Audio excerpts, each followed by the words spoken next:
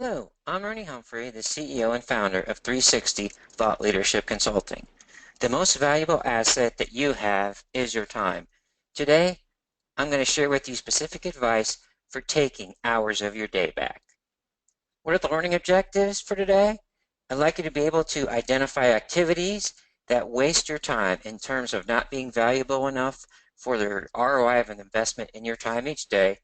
I'd like you to be able to discover how to tactfully avoid or mitigate activities that negatively impact your productivity. And I'd like you to be able to recognize how to become engaged only in activities that offer you a high strategic ROI for the time you spend each and every day. How are we going to accomplish our learning objectives today? First, I'm going to start off with a brief overview of 10 time-wasting activities. Then I'm going to offer specific actionable advice, which I call productivity hacks, in order to avoid or mitigate these time-wasting activities. Then I'm going to share some color on how to create a culture of continual improvement, which helps improve your productivity on a daily basis. Then I'm going to go ahead and share a few closing thoughts. This might be the most valuable slide of the presentation, just these top 10 time-wasting activities. If nothing else, print this slide out, put it up in your office or your cubicle, look at this every day. I'm sharing with you 10 areas where over my career in finance I've wasted time. So I've focused in each of these areas in terms of how can I do a better job in not spending so much time in each area every day. We have 10 areas. Think about that for a minute. If I can help you save 5 to 10 minutes in each area, that's at least a half hour every day or an hour every day. How valuable is that each and every day to get that time back? So what are these 10 areas? Emails, 2 areas. How can you be more effective and efficient in terms of writing emails and receiving emails? How do you control the quality and amount of emails that you receive?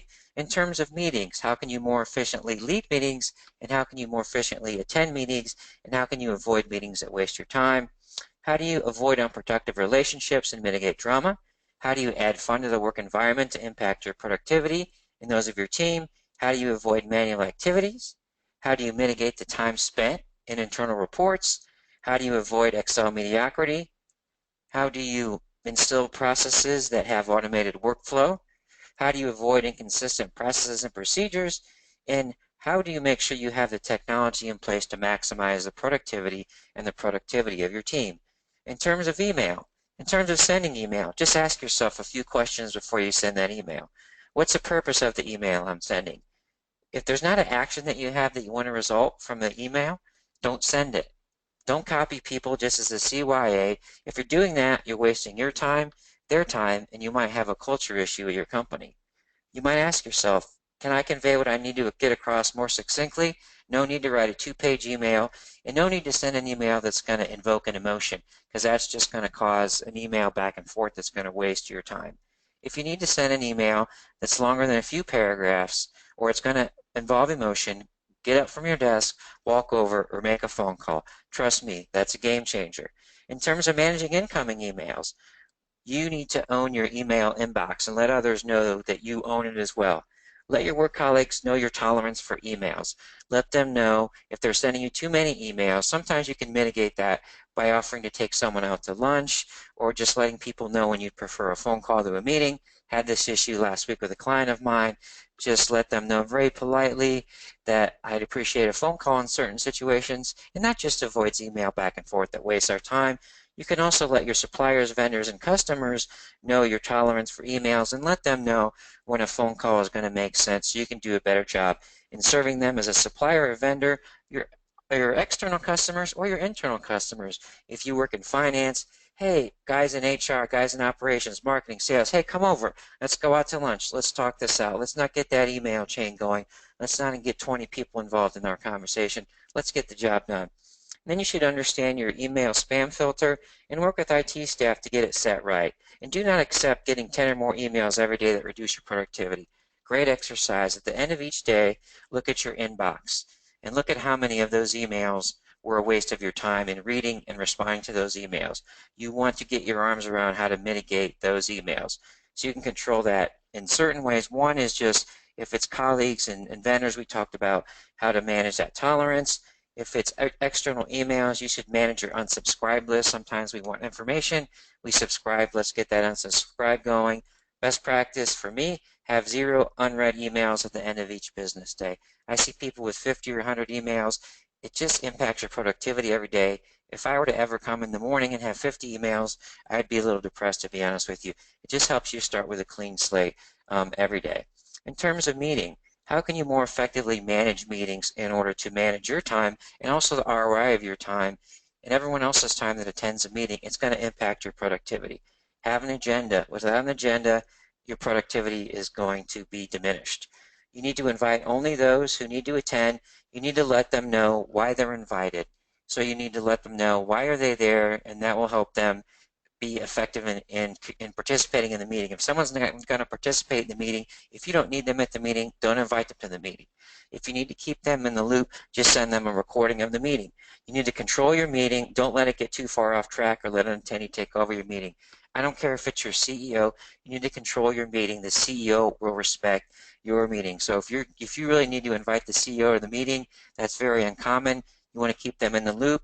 The CEO can communicate his support of a project without taking over your meeting. So you have to have those conversations. Add humor to it. Believe me, it works. You want to demand attention? No iPhones, no exceptions. If someone needs to bring an iPhone to a meeting, if it's that important, tell them you'd be happy to share the webinar or meeting recording with them after the meeting.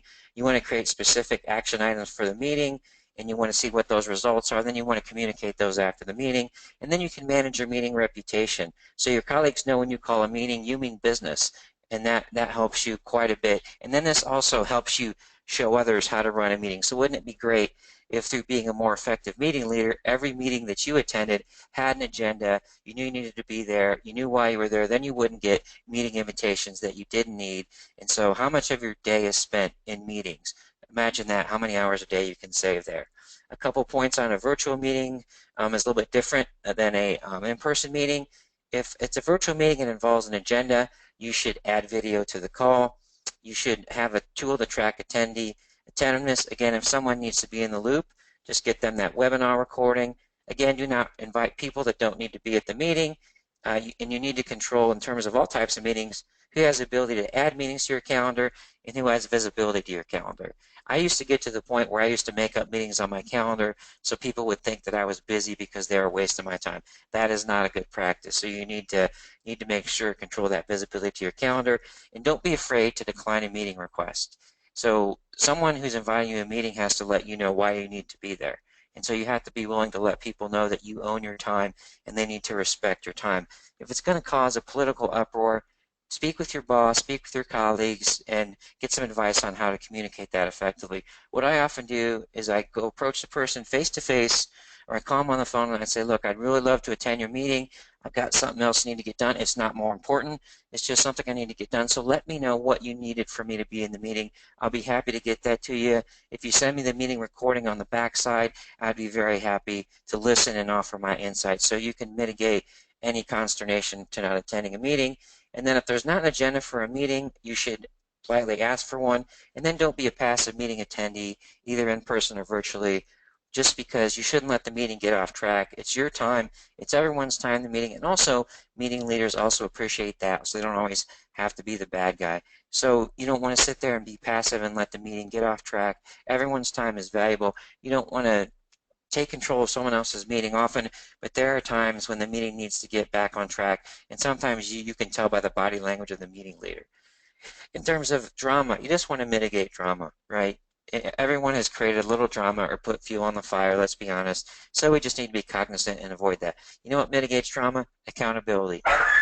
You need to get people specific goals. If you get people specific goals, that is going to mitigate that drama.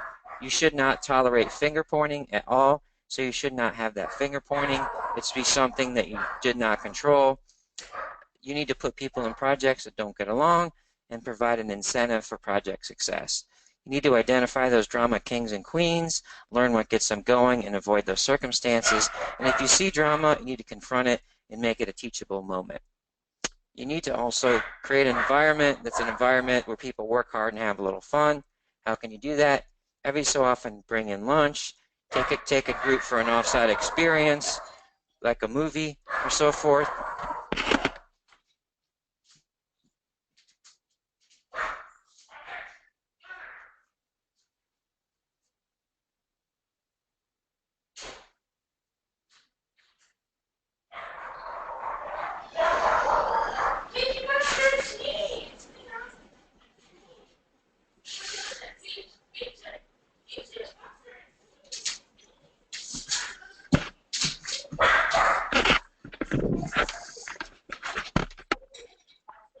was a waste of time. Okay, so we got that going for us. So take a look at that. Work a little hard, have some fun. But then in terms of that efficiency, so let's just go ahead and close this down and see if we can get this to work properly this time. I think we're still recording, as far as I can tell.